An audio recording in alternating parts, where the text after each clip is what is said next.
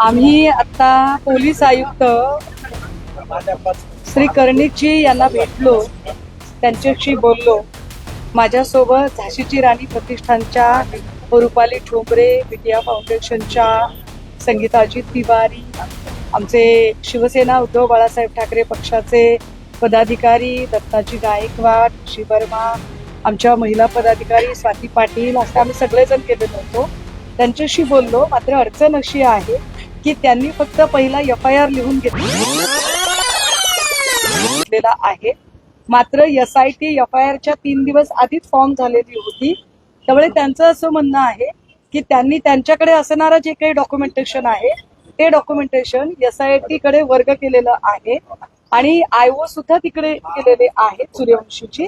त्यामुळे या सगळ्या प्रकरणातली जी काही आता तपासाची गती आहे किंवा आता काय नेमकं आमची प्रश्न आहे त्याची जी उत्तरं आहेत ती सगळी SITशी चर्चा केल्यानंतर मिळू शकतात.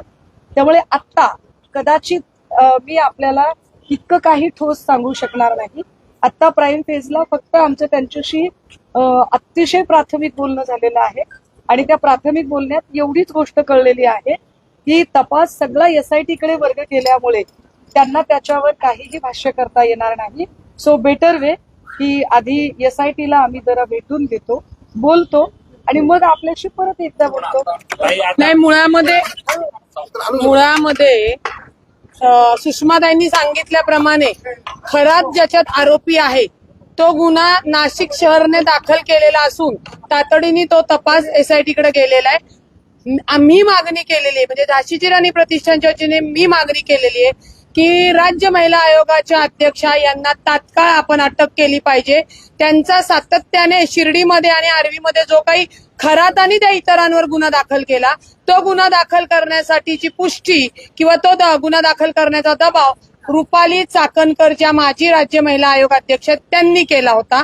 त्याच्यानंतर त्यांचा या शहर पोलिसांनी जो गुन्हा दाखल केलाय त्याच्यामध्ये सातत्याने आपल्याला दिसतंय की महिलांना तिथे पाठवणे म्हणजे एवढी भयानक गोष्ट आहे की राज्य महिला आयोगाकडे आलेल्या पीडिता जेव्हा त्यांचं समुपदेशन होतं त्यावेळेला ते समुपदेशन होत असताना तुम्ही तुमच्या पत्रिकेतले ग्रह चेक करून बघा, असे बाबा आहेत असा करून ते प्रकरण वर्ग केलं जात होतं.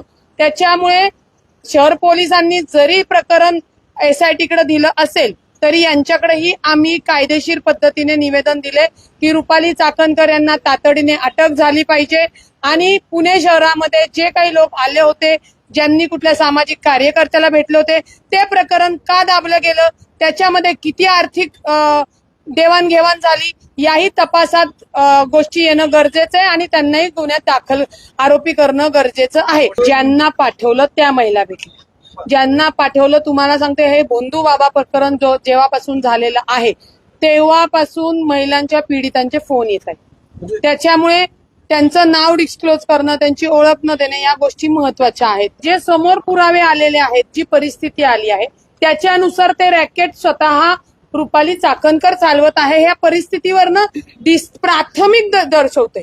आता CP साहेबांना तो अधिकार नसल्यामुळे म्हणजे त्यांच्या कार्यक्षेत्राचा तो अधिकार त्यांना नसल्यामुळे ते त्याच्यात आम्हाला डिटेल माहिती देऊ शकत नाही. तेजस्विनी सातपुते देऊ शकतात. का रुपाली चाकणकर यांना तुम्ही अजूनपर्यंत चौकशी केली नाही? त्यांच्याकडं सगळे रोज एका महिलेचे व्हिडिओ बाहेर येत आहेत. अहो, अजून कुणाच्या चाकणकरचे किंवा चाकणकरांच्या फॅमिलीमधले आहेत का व्हिडिओ? याची माहिती द्या ना. महाराष्ट्रातल्या महिलांनाच विनाकारण जे एक्सपोज किंवा त्यांची बदनामी केली जाते, ज्या पीडिता आहे, ज्या पद्धतीने व्हिडिओ व्हायरल होत आहेत, म्हणजे अक्षरशः महाराष्ट्रातली कुटुंब हादरलेली आहे. तपास करावा SITनी. आम्हाला जी काही माहिती मिळाली आहे किंवा जी माहिती या आरोपींना अटक केल्यानंतर पोलिसांना पण मिळालेली आहे ती समोर आणावी त्यांनी. एक लक्षात घ्या, त्या महिलांना मी सांगितलेलं की पोलीस तक्रार तुम्ही करा. ज्यांना मूल होत नाही ती जे महिला तिथं गेलेल्या आहेत आता त्यांना मूल झालेले आणि आता त्यांचे नवरे हे जे काही बंधू प्रकार समोर आलेला आहे त्याच्यावरनं पार घराचा कौटुंबिक वाद विकोपाला गेलाय आणि DNA टेस्टला गेले.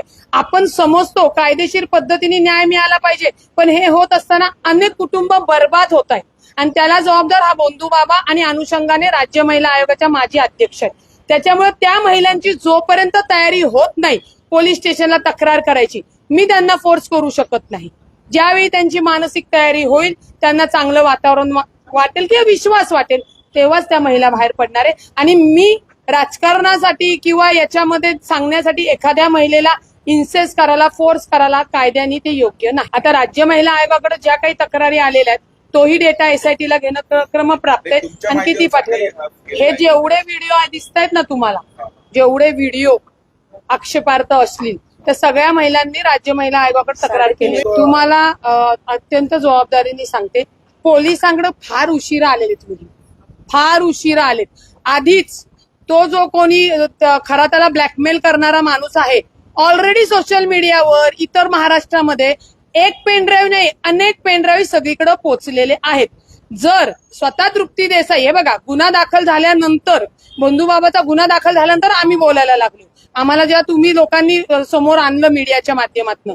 परंतु तृप्ती देसाई जर स्वतःहून येऊन सांगतायत की मला वर्षापूर्वी किंवा 2 महिन्यापूर्वी हे व्हिडिओ आले होते आणि मी सीएम कडे पाठवलं, मी हॅव केलं, मी त्याव केलं.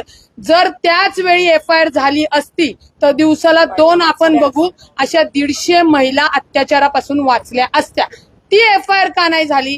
कारण का तिथे अत्यंत मोठ्या प्रमाणात तोडपाणी झाली आणि ती तोडपाणी सुद्धा चाकणकर यांनी केलेली आहे. म्हणजे संविधानिक पदावर बसून आरोपीला वाचवणे, आरोपीच्या संगनमताने ते रॅकेट चालवणे, याच्यात त्या प्रमुख सह आरोपी कायद्याने होतात, कायद्याने.